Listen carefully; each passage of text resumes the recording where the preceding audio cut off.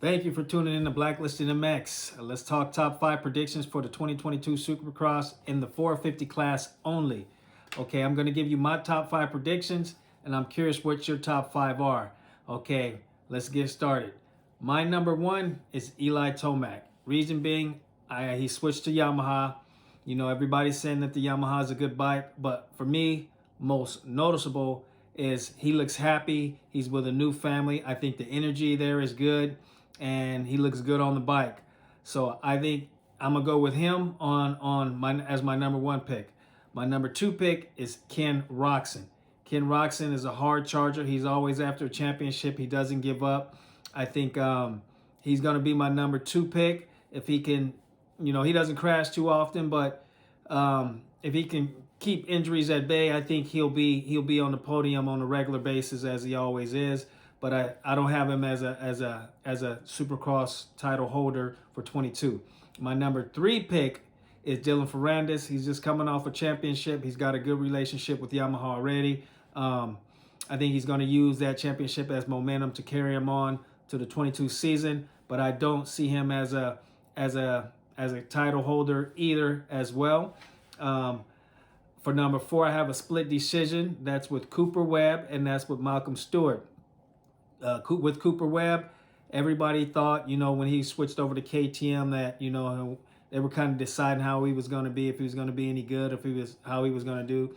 But I always thought it was going to be a good move for him because he switched with Alden Baker, and that upped his game in training. And he was training with some really good guys.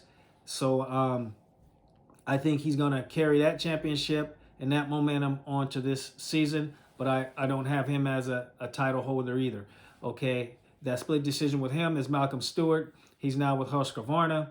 I believe that his training is going to be definitely up to par because he already showed that last year. But I think it's going to be even better this year.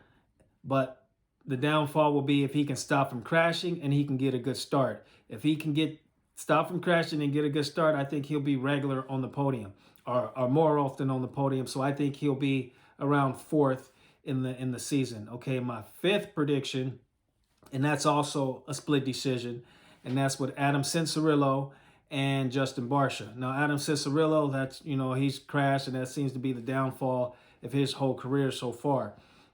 He can get out front, he can lead, but he'll end up throwing it away or he'll end up wadding it up or something. And if he can stop from doing that, he'll definitely win a few races, and he'll use that momentum to carry on. But he's just got to stay off the ground, and he has to keep them injuries at bay. Okay, Justin Barcia, that's that split right there. I believe with him, always at the beginning of the season, he's blazing fast. I think right around midway to the end of the season, he starts losing the wind in his sail, and he kind of gets comfortable where he's at. But it's going to be hard for him to charge through the pack, even though he's Bam Bam and he can push really hard. I believe that the 450 and the 250 field, with the 450 field is so stacked with riders and great talent, it's going to be hard for him if he does get a little bit far back to push himself forward. Okay, there's a lot of things that's been happening in Supercross as far as, like, you know, Tomac to Yamaha and Anderson over to Kawasaki. I don't see Anderson doing too well. I don't see him that comfortable on the bike yet. Doesn't mean anything so far, but I think it's going to take him a little bit of time to establish his new home, to get more comfortable, to start showing some good results. He hasn't been showing the best results the last few years, but everybody has a bad season or two or three, and then they come back, you know, and their flame is lit, and they build off of that. So I think it's just he's got a little bit of time to develop, and he'll have better results. And then you got Osborne gone, so he's not going to be there to be able to mix it up with these guys. So that's just a little bit less of a stacked field, but the field is still, you know, just ranked with really good riders.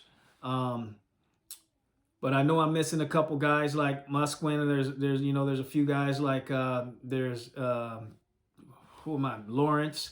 There's a few other guys that I'm missing, but right now those are my top five, and I'll go over them with you once more time. And I'm curious what your top five will be. And let's just have a little fun with it. It's just kind of like a little preseason, predictions for you guys. I'm curious who your top 5 will be. So leave that in the comment, and let's see what we can do. So my top 5 is Eli Tomac, Ken Roczen, Dylan Ferrandis. Those are my top 3. My 4th is a split decision with Cooper Webb and Malcolm Stewart. And my 5th is Adam Cianciarulo and Justin Barcia. So we still got, like I said, we still got some heavy hitters that I didn't even announce yet. I might even change my mind a little bit here and there, but that's just the fun of it until the season kicks off. Before the season kicks off, I'll have my top 5 definitely down for a fact. But for sure, my top 3, those are going to be the same. Okay, my 4th and 5th split decisions may change a little bit, but as of right now, those are my top 5. Let's hear your top 5, your predictions. I'm curious. Let's have a little bit of fun with it and leave a comment. Until next time, you know my motto. Peace.